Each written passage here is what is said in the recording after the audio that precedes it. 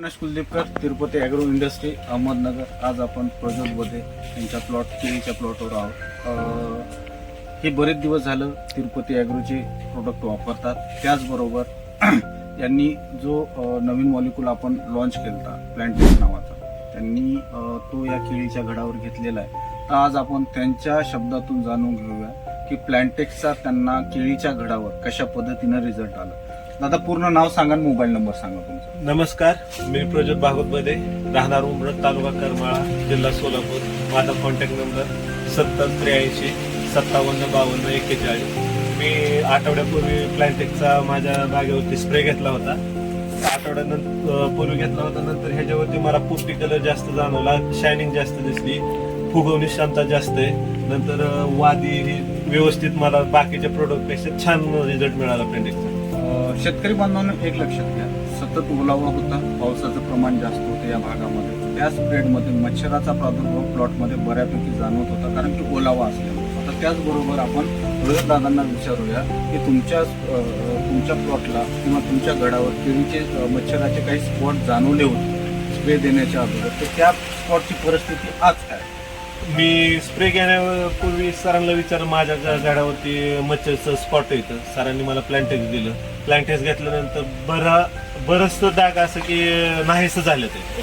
शेतकरी बांधवांना एक लक्षात घ्या, जे आपण खूप खर्च करतोय मच्छरच्या स्पॉटसाठी, बरेच स्प्रे आपण रिकवर करतो, तो प्लॅन्टेक्स हा मॉलिक्यूल दिल्याच्या नंतर त्याचा बेनिफिट एक असा झाला की मच्छराचे स्पॉट तर नाहीसे झालेत, पण त्याबरोबर तुम्ही वादीची लांबी बघू शकता, त्याचबरोबर केळीची साईज बघू शकता, आणि सगळ्यात महत्त्वाचा जो कलर लागतो, जो आपण हिरवेगार जो पोपटी कलर तुम्हाला दिसतोय, हा प्लॅन्टेक्समुळं आलेला आहे.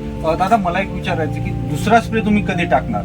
आता 2-3 दिवसामध्ये टाकणार. दुसरा स्प्रे हा 2-3 दिवसामध्ये टाकणार. यांना 2 स्प्रे झाले. पहिला स्प्रे 8 दिवसापूर्वी घेतला होता.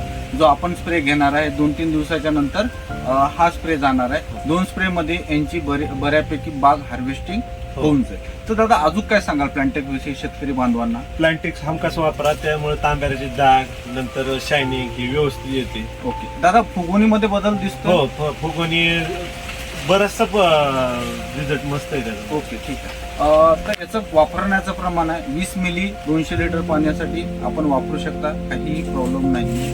तर यामध्ये तुम्ही घड बघू शकता की या पद्धतीचा घड झालेला आहे. आता हा मॅच्युअर्ड आहे. हा 4-8 दिवसामध्ये याची हार्वेस्टिंग बऱ्यापैकी असू शकते, म्हणजे होऊन जाईल. त्याचबरोबर हा पण घड आहे, त्यानंतर हा पण घड आहे, जे की बऱ्यापैकी म्हणजे मॅच्युअर्ड झालेला आहे. तर याची 8-10 दिवसामध्ये हार्वेस्टिंग होऊन जाईल. दादा, अजून एक प्रॉब्लेम बऱ्याच शेतकऱ्यांना जाणवतो की संपूर्ण बाग ही एकदा मॅच्युअर्ड होत नाही किंवा एकदा हार्वेस्टिंगला होत नाही. हा प्रॉब्लेम आहे, बरोबर?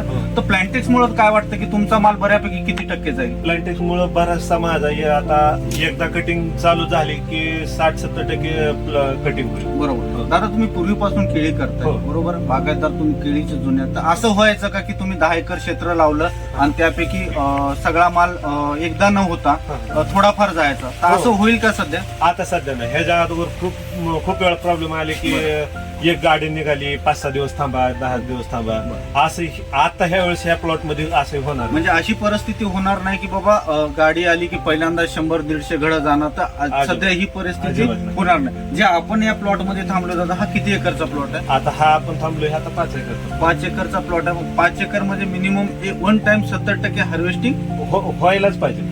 त्या हिशोबाने म्हणजे जो प्रॉब्लेम मेजरली येतोय की एखादा आयचर भरतं किंवा लोकलला जातं, तर तो प्रॉब्लेम आपल्या येणार नाही. गाडी आल्याच्या नंतर ती 100% एक्सपोर्टच्या हिशोबाने. याच्या अगोदर मला खूप वेळा असं झालंय की बाग आल्यानंतर कॅरेटला काढा, थोडस बाबा 5-50 कॅरेटला काढा. ह्यावेळेस तसं एकही गड मला असं काढावं लागत नाही. कॅरेटला द्या, फनेल द्या. आलं की आता पहिल्यांदा सेटअप बसणार आहे आणि सगळे हार्वेस्टिंग एक होणार. दादा, तुम्ही तिरुपती ॲग्रोचा प्लॅन्टेक्स जसा वापरला त्याच पद्धतीनं तुम्ही बेसल प्लस पण वापरलं. बेसल प्लस वापरले, नंतर सल्फर पण वापरलं. दादा, बेसल प्लस लक्षात घ्या, बेसल प्लस तुम्ही वापरलंय, बरोबर? त्यामध्ये सिलिकॉन येतो. तर आपली जे पानं आहेत, बरोबर, हार्वेस्टिंग पिरियड आहे पण जर बारीक ऑब्झर्वेशन जर बघितलं तर आपलं पान कुठेही पिवळं पडलेलं नाही तर बेसल प्लस न तुम्हाला असं वाटतं का थोडंसं रफनेसपणा आहे पानामध्ये अजून हिरवेगारपणा वाटतो? हो, आणखी ग्रीनरी खूप जास्त आहे. बरोबर. हा. त्यानंतर दुसरा जो मॉलिक्युल तिसरा जो मॉलिक्युल वापरला तुम्ही हा बेसल प्लस सल्फर वापरलाय. तर सल्फरचं काय सांगाल की कसा वाटतो तुम्हाला सल्फर इतर सल्फरपेक्षा? बाकी सोडण्याची क्वांटिटी असेल किंवा त्यातली प्युरिटी असेल आणि त्याचे बेनिफिट्स कसे वाटतात? सल्फर सोडल्यानंतर माझं बाकीचं म्हणजे करप्याचं ह्याचं पण प्रॉब्लेम कमी आहे, म्हणजे नाहीच. मुळीचा पण प्रॉब्लेम मुळीचा नाही. परत बाकीचं सोडण्याचं प्रमाण 2 किलो एकरी. तर शेतकरी बांधवांनो एक लक्षात ठेवा की सतत ओलावा बागेमध्ये असल्याच्या नंतर या स्टेजमध्ये बऱ्यापैकी मुळी डॅमेज होण्याचं कार्य होतो. मुळी ही चालू होत नाही. घड फुगत असताना मुळीची संख्या जास्त असणं हो. सगळ्यात गरजेचं आहे. आणि मी म्हणजे ह्या स्टेजला माझी मुळी बंद नाही पडलेली. बरोबर. म्हणजे बेसल प्लस प्लस सल्फरचा हो, हो. वापर तुम्ही खूप चांगल्या पद्धतीनं केलाय. कारण हो. थंडी होती, हा. थंडीमध्ये मुळी मंदावते आणि सतत ओलावा होता. तर आपण जमीन जरी बघली तर बऱ्यापैकी वापसा पद्धतीवर जमीन आहे. तर तुम्ही प्लॅन्टेक्स त्यानंतर बेसल प्लस त्यानंतर सल्फरचा वापर तुम्ही आवर्जून केला. धन्यवाद.